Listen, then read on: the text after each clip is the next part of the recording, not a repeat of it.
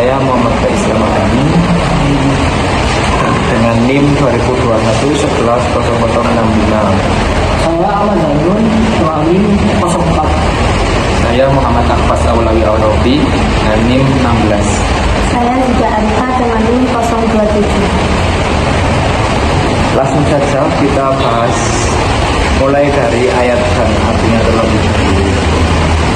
Surat Ar-Rum ayat 1 sampai 4. Bismillahirrahmanirrahim. Alif lam mim.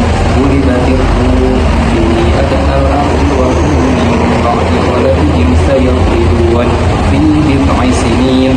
Lillahil amru min qablu wa min ba'd wa yawma idzin yafrahul mu'minun. Artinya Alif lam mim.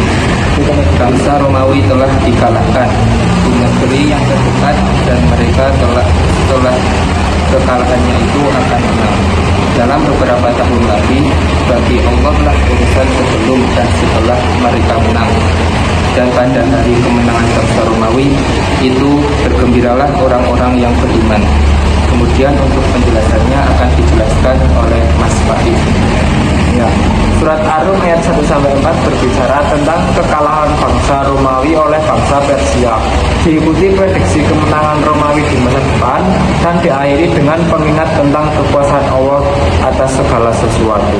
Ayat-ayat ini memicu perbincangan yang menarik antara lain. Yang pertama, fenomena alam dan sejarah. Ayat 1-2 menggambarkan kekalahan Romawi di Adna Al-Ard, wilayah dekat Laut Melati. Sains sejarah mendukung fakta ini dengan catatan kekalahan Romawi di pertempuran Barat tahun 613 Masehi.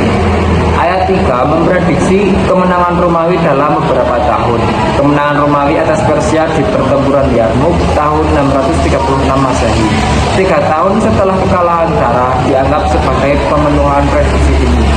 Sains sejarah memverifikasi peristiwa-peristiwa ini menunjukkan kesesuaian Allah Al-Quran dengan realitas sejarah. Yang kedua adalah siklus kekuasaan dan kehendak ilahi. Ayat ini menggambarkan siklus kekuasaan yang berbeda di antara bangsa-bangsa. Hal ini sejalan dengan teori siklus dalam sejarah yang dipelajari dalam sains politik dan sosiologi. Ayat 4 menegaskan bahwa kekuasaan itu milik Allah sebelum dan sesudah. Ini menunjukkan bahwa Allah atas segala sesuatu termasuk pergerakan sejarah, sains sosial dan teologi bertemu dalam ayat ini. Dengan Al-Quran memberi perspektif ilahi tentang siklus kekuasaan dan peran Allah di dalamnya. Yang ketiga, refleksi dan perenungan. Ayat 1-2 mendorong refleksi atas nasib bangsa-bangsa terdahulu.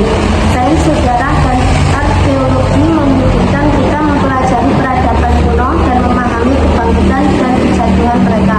Ayat 4 mengingatkan kita tentang kekuasaan Allah yang berbeda. Sains dengan segala penemuannya menunjukkan keagungan alam semesta dan kompleksitasnya, yang pada akhirnya mengarah pada pengakuan akan Pencipta yang Maha Kuasa. Surat Ar-Rum ayat 1-4 mengajak kita merenungkan hubungan antara sains, sejarah, dan teologi. Sains memberikan pemahaman tentang dunia di sekitar kita. Sejarah menunjukkan pola dan tren, dan teologi menawarkan ilahi tentang makna di balik semua itu.